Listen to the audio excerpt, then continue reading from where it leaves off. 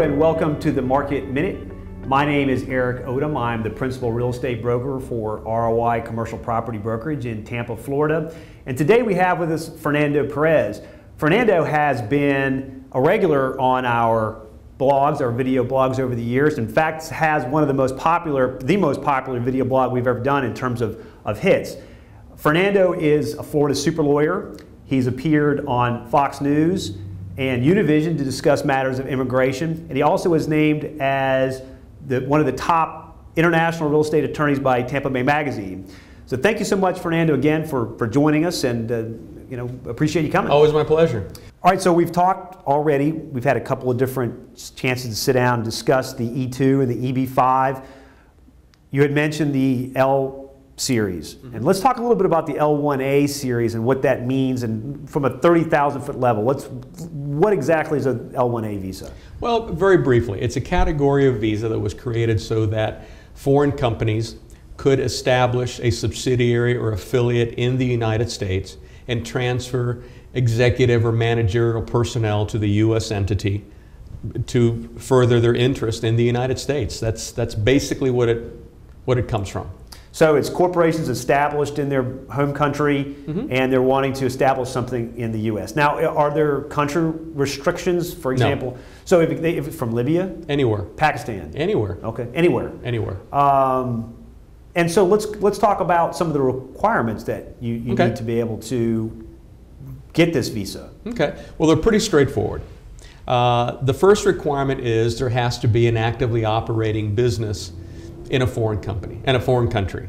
And what I mean by actively operating, it has to be more than simply a registered company. The company has to be actively engaged in doing some business, either delivering services, manufacturing a good, for profit.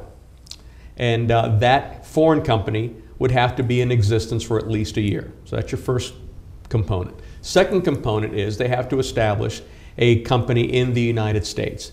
And the company in the United States can be a parent, a subsidiary, an affiliate, or a branch of the foreign company.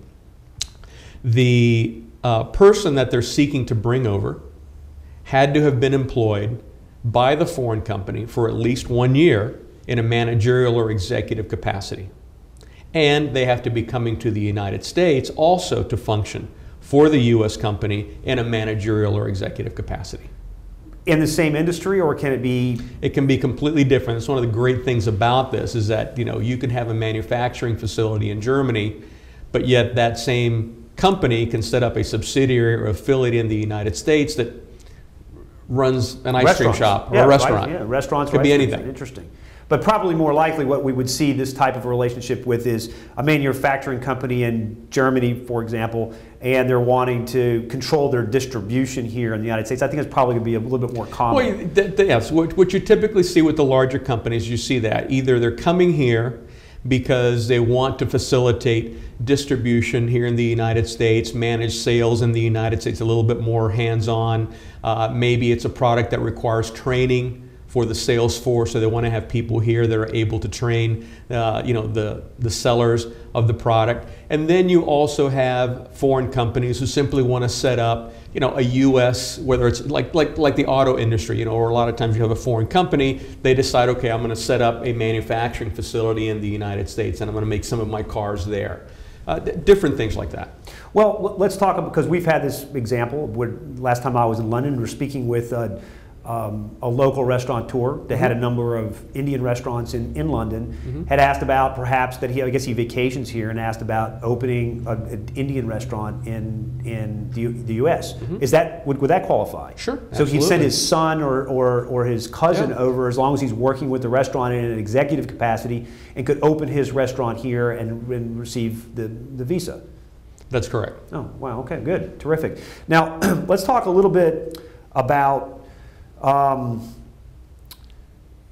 types of industries that you've seen do this with, that use the L1A visa. Oh gosh, I mean, I think you mentioned a marble company that. Yeah, I mean, yeah, in 30 years we've seen a lot, but the marble company is a good example because in the marble company, what happened is they were from a country, and the marble that they were selling and installing in the United States the marble from that was quarried from that country was more brittle than the typical marble that, say, we might see here from Italy or from wherever. And so in that particular situation, that company set up a U.S. subsidiary. And what we did is we brought over one person as an executive to basically manage the U.S. operations, and then we brought over 15 marble installers, which are basically unskilled labor. I mean, you know, they're you know, they don't have college degrees or anything like that. They have specialized knowledge, and that's one of the other criteria of the L, is that you can bring people here because they're going to function as a manager or executive, but you can also bring people over here because they have knowledge that is unique to your particular product or service. And so you can bring them over here to do that, and that's what we did with these marble layers. Gotcha. And the Visa is a little different from the E2 and the EB5 because there's really no profit requirement or investment requirement like there are with those two visas, correct? That's correct. You know, the E2, as you know, you have to make an investment in the United States. You have to demonstrate that you've got, you know, money out of pocket. Even though there's no minimum, you still have to show that you've invested something.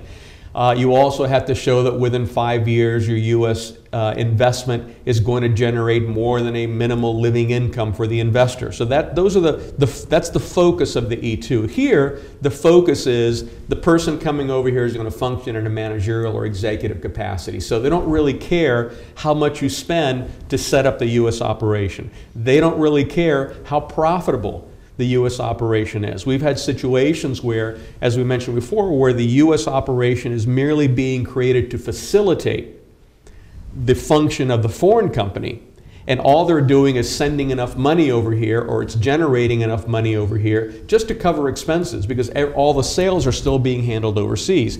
So there's no requirement under the L that you post any certain amount of profit here in the United States. Terrific. So is there anything else in the L that you'd like to point out that we haven't discussed already? Well, one of the interesting features about the L is that only for manager executives, not for people with specialized knowledge. But if you're here as a manager or executive, after the U.S. operation has been in existence for a year, it then becomes possible for that manager or executive, if the company wants, to convert that L to a green card. And that's, you know, that's a nice plus, because if you're a foreign company and you bring a key person over here and this person's really doing a great job for you, you know, you don't want to be extending their L every couple of years, you know, if you're going to leave them here permanently. So at that point you've got the option, because there is a 7-year cap on the use of an L by a manager or executive. So if you are running out of that 7 years, or if you know after a couple of years that this person is really a good fit for your U.S. operation, well, then you can go through the process of getting them a green card under what's called the multinational executive category. But the criteria for the multinational executive category are exactly the same as the criteria for the L. Gotcha. Okay, well, let's just sort of summarize here the L1. And this is really for companies that are established overseas, wanting to establish some sort of business here in the United States, so they have to have it be established in their well, but let's clarify the term established. Okay. Because I don't want people to think that this is only available to companies that have been around for a while.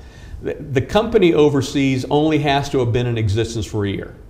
So this isn't anything, you don't need a company that has been around for 5 years, 10 years, 15 years. You could have started this company a year ago.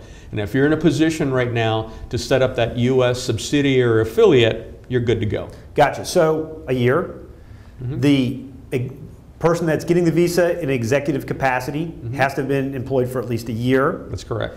And then you need to establish the organization here in the United States, would be a branch or a foreign health subsidiary or whatever it might be. So that's the primary criterion. Right. And unlike the E2 and the EB5, there's no investment criterion, and there is no criterion that it's going to be profitable to allow that visa to remain intact. Exactly. Another thing that's really interesting about this is that in terms of the foreign employee over here with the L working in a managerial or executive capacity, the law basically gives you a year to make that happen. So when you first set up your U.S. operation and you first apply for the L, you don't really have to have too much going on in the United States. All you really need in the United States is you need to have formed the U.S. corporation. You need to have established the ownership relationship between the two corporations. You needed to have secured some kind of business premises in the United States. And you have to have a business plan that demonstrates how within 1 year your U.S. operation is going to be substantial enough to where your L1 employee is going to be working in a managerial or executive capacity. That's all you need. So then the person comes over here, and like I said, they have a year to get the operation going. Okay, and your practice would assist them from beginning to end. Sure. Establish the company, apply for the L1, see them through the L1 process, and so really they're coming to you for Right. a turnkey solution. Yeah, we do that, and we also like to get an idea of what their long-term goals are. You know, do you think you may want to get a green card for this employee a year or two down the road? Do you think that you'll want to bring over more executive personnel or personnel with specialized knowledge, just so that we can sort of get a game plan set up for them? And again, we appreciate you having us today, hosting us. It's always a pleasure to talk to you about immigration matters, and today with the L1. Thank you so much for joining us today, Fernandez. It's always my pleasure, Eric. Look forward to talking to you again. Thank you. I'm Eric Odom. I'm the principal real estate broker for ROI Commercial Property Brokerage. Looking forward to speaking with you again soon.